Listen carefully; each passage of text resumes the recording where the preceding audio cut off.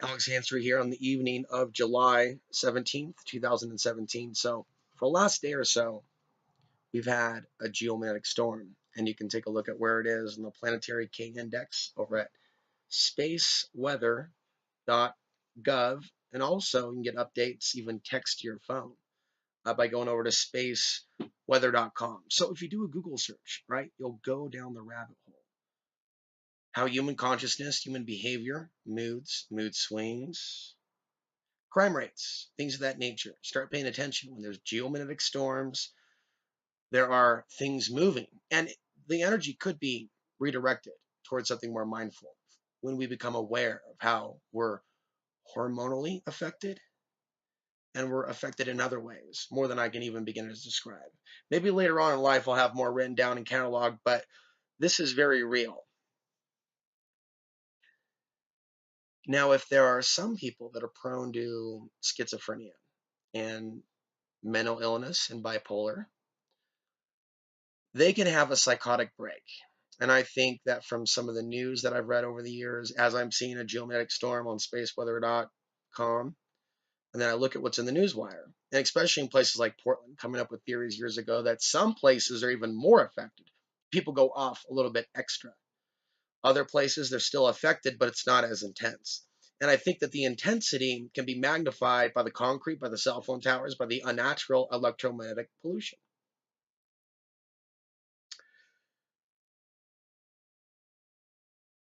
How do I put this and be, brief? But someone came over here in the middle of a psychotic break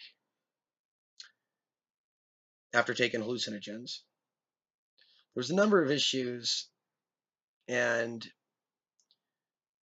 sometimes people do come to me for advice. Sometimes people just want to vent, and it's not easy to give them advice. Like the last thing that I was able to get into, didn't even try, was, are you aware that there are links between suicides, for example? Certain things came up in the conversation, but suicides and geomagnetic storms.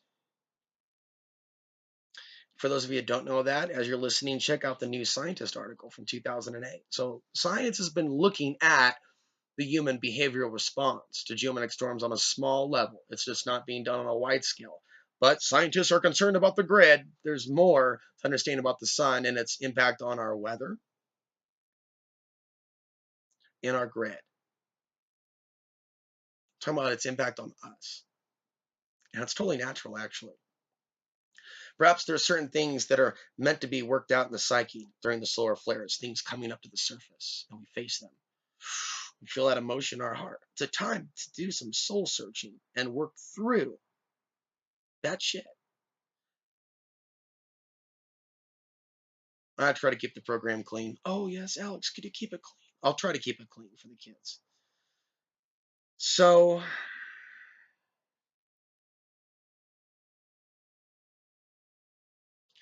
it's kind of an ongoing geomagnetic storm. In general, myself, I'm trying to read more. And if I am watching a YouTube video, I try to watch something spiritual. I'm watching very little political commentary right now, just to tell my audience that. I know that I look at very little stuff regarding China. I repost news and stuff, but I'm a little bit emotionally attached at the moment. Don't want to go too deep into it. Go through this phase where I look at certain hate crimes. I also step back and go, now I just don't want to look at any of it. And I just want to be absorbed in a book.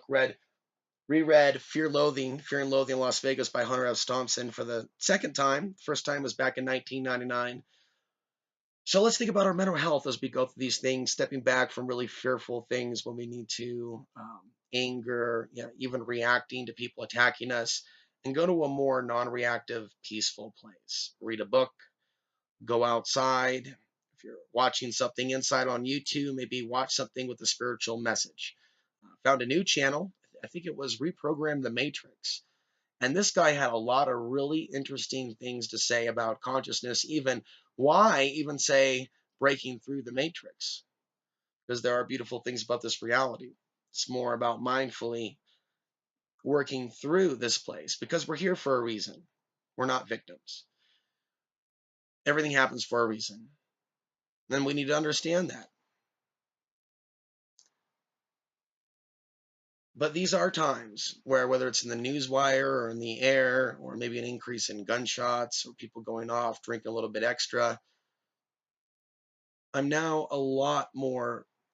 much more acutely aware of the physiological, psychological effects of these solar flares. And it's a big reason why I moved away from the city.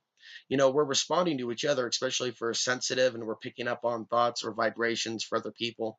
And other people are going through upheaval because of what's going on, and we're living amongst them and the technology and life in the city. So, one of the core themes of what I will be writing about with regards to my life is the off grid journey and what it means for me on a deeper level, beyond what people call a doomsday prepper, but more from a philosophical perspective. Nature can be healing when you could say it's done right. I am reminded often in all my off grid experiences, and I've met some decent people, but I've met a lot of unhinged people, especially in the Pryor County. And so I realize you can take the person out of Babylon, you can't necessarily take Babylon out of the person. Spiritually speaking, with regards to the person dealing with a psychotic break, combined with the solar flares, combined with a breakup and a breakdown on, well, that's about as far as I'll go.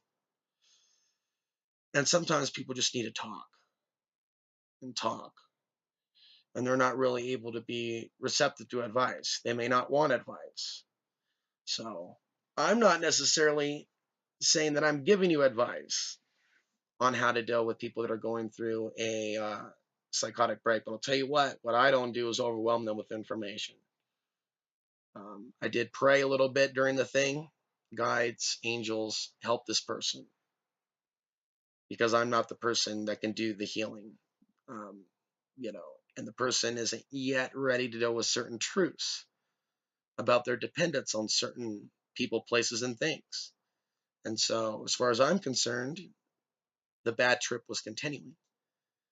The best thing to do in that situation is be calm and try to be supportive in the way that you can. But at the same time, draw healthy boundaries, because there's certain things that we can't do for certain people.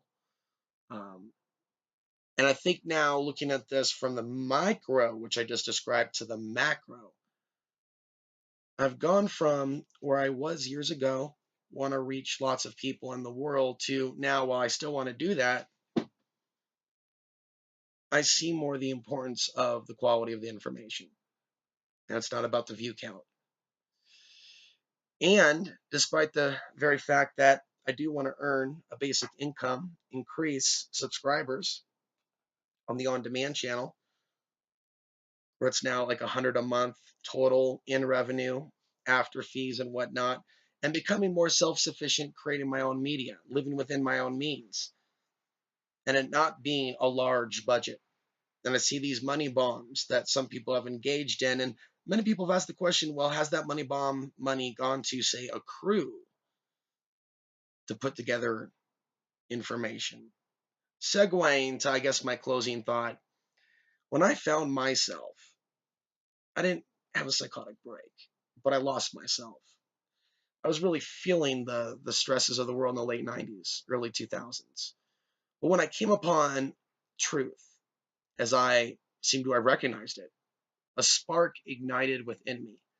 So to all people that are going through like this break, some people haven't found their way in this world, whether it's an addict or whatever, or another situation. Some people need to find that spark to where they know who they are, or some people say, remember who you are.